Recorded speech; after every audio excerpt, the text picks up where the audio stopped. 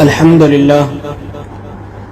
للہ رب العالمین، الصلاۃ والسلام علی رسولہ الکریم، اما بعد، بسم اللہ الرحمن الرحیم۔ آج کی تراویح 20ویں تراویح کا بیان 24ویں پارے کی تلاوت پر مشتمل ہے۔ اس کے اندر بقیہ سورہ زمر، سورہ مومن، سورہ حامیم، سجدہ شامل ہے۔ سورہ زمر چوتھے رکوع تک ہو گئی تھی۔ چوتھے رکوع کے شروع میں اللہ رب العالمین ارشاد فرماتے ہیں، اس شخص سے بڑا ظالم اور کون ہوگا جس نے اللہ پر جھوٹ باندھا، اور جب سچائی اس کے سامنے آ گئی تو اس نے اسے جھٹلایا، اور ایسے لوگوں کا ٹھکانہ جہنم ہے، اور حق کی تصدیق کرنے والوں کا انعام اللہ کے پاس ہے۔ اپنے نیک بندوں کے لیے اللہ کی مدد کافی ہے۔ اس صورت کے اندر اہل ایمان کو ہدایت کی گئی ہے کہ اگر اللہ کی بندگی کے لیے ایک جگہ تنگ ہو تو اس کی زمین وسیع ہے، اپنا دین اور ایمان بچانے کے لیے کہیں اور نکل جاؤ، اللہ تعالیٰ صبر کا بدلہ ضرور دے گا۔ نیز نبی کریم علیہ الصلوۃ والسلام سے فرمایا گیا ہے کہ کفار کو اس بات سے بالکل مایوس کر دو کہ ان کا ظلم و ستم صراط مستقیم سے ہٹا دے گا۔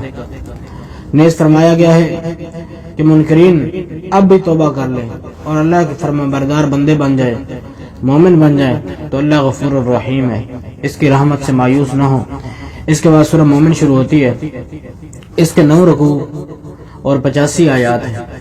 یہ سورہ مکہ میں نازل ہوئی اور اس وقت نازل ہوئی جب نبی علیہ الصلوۃ والسلام کے خلاف 2 طرح کی کارروائیاں شروع تھیں۔ ایک یہ کہ ہر طرف جھگڑے اور بحثیں چھیڑ کر نت نئے الزامات آپ علیہ الصلوۃ والسلام پر لگائے جا رہے تھے اور اہل ایمان کو زج کر رہے تھے۔ دوسرے یہ کہ آپ صلی اللہ علیہ وسلم کو قتل کرنے کے منصوبے بنا دیے جا رہے تھے، آپ علیہ السلام کے قتل کی سازشیں ہو رہی تھیں۔ اس صورتحال کے ان دونوں پہلوؤں کو آغاز تقریر سے ہی صاف صاف بیان کر دیا گیا ہے، اور پھر آگے پوری تقریر انہیں دونوں صورتوں پر ایک انتہائی مؤثر اور سبق آموز تبصرہ ہے۔ قتل کی سازش کے جواب میں آل فرعون کا قصہ سنایا گیا ہے، آیت نمبر 23 تا 55، اور اس قصے کے پیرائے میں 3 گروہوں کفار مکہ، مومنین، صادقین، مارکہ حق و باطل کے خاموش تماشائی، 3 مختلف سبق دیے گئے ہیں۔ پہلا سبق یہ دیا گیا ہے کہ کفار کو بتایا گیا ہے کہ جو کچھ تم نبی علیہ الصلوۃ والسلام کے ساتھ کرنا چاہتے ہو، یہ کچھ فرعون حضرت موسیٰ علیہ السلام کے ساتھ کرنا چاہتا تھا۔ اب کیا یہ حرکتیں کر کے تم بھی اس انجام سے دوچار ہونا چاہتے ہو جس انجام سے وہ دوچار ہوا؟ اور دوسری جو سبق دیا گیا، نصیحت کی گئی کہ محمد علیہ الصلوۃ والسلام اور آپ صلی اللہ علیہ وسلم کے پیرووں کو کہ خدا کے بھروسے پر خطرات سے بے پرواہ ہو کر کام کرو گے تو آخرت اور اللہ رب العالمین کی نصرت تمہارے لیے ہے۔ آج کے فرعون بھی وہی کچھ دیکھ لیں گے جو کل کے فرعون دیکھ چکے ہیں۔ اور تیسرے نمبر پر جو سبق دیا گیا ہے، مسلک بین خاموش تماشائی گروہ کے لیے ان کی ضمیر کو جھنجھوڑا گیا ہے کہ تم کب تک تماشا دیکھتے رہو گے جبکہ حق کے دشمن اعلانیہ اتنے بڑے اقدام کرنے پر تلے ہوئے ہیں۔ آیت نمبر 56 میں کفار سے یہ بات کی کسی لاگ لپٹ کے بغیر کہہ دی گئی کہ تمہارے انکار کی اصل وجہ وہ کبر ہے جو تمہارے دلوں میں بھرا ہوا ہے، وہ تکبر تمہارے دلوں میں جو بھرا ہوا ہے وہ تمہیں حق کے قبول کرنے سے روکے ہوئے۔ اس سلسلے میں کفار کو پے در پے تنبیہات کی گئی ہیں کہ اگر اللہ کی آیات کے مقابلے میں مجادلہ کرنے سے باز نہ ہوگے تو اس انجام سے دوچار ہوگے جس سے پچھلی قومیں دوچار ہو چکی ہیں، اور اس سے بدتر انجام تمہارے لیے آخرت میں مقدر ہوگا۔ اس وقت تم پچھتاؤ گے مگر اس وقت کا پچھتاوا تمہارے کچھ بھی نفع نہ ہوگا تمہارے لیے۔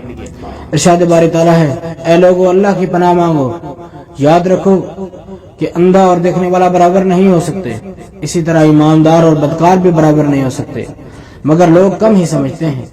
اللہ کی نشانیاں اس کائنات میں ہر طرف پھیلی ہوئی ہیں، اے لوگو آخرکار تم اس کی کن کن نشانیوں کو جھٹلاؤ گے؟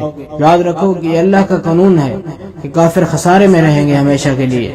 اس کے بعد سورہ حامیم سجدہ شروع ہوتی ہے۔ اس میں 4 رکوع اور 54 آیات ہیں۔ معتبر روایات کی روح سے اس کا زمانہ نزول حضرت حمزہ رضی اللہ تعالیٰ عنہ عنہ کے ایمان لانے کے بعد اور حضرت عمر رضی اللہ تعالیٰ عنہ کے ایمان لانے سے پہلے ہے۔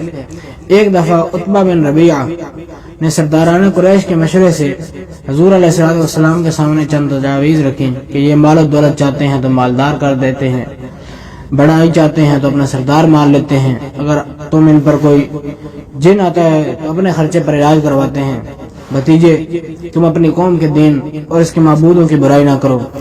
عتبہ کی ان باتوں کے جواب میں آپ صلی اللہ علیہ وسلم نے بسم اللہ الرحمن الرحیم پڑھ کر اس سورت کی تلاوت شروع کر دی۔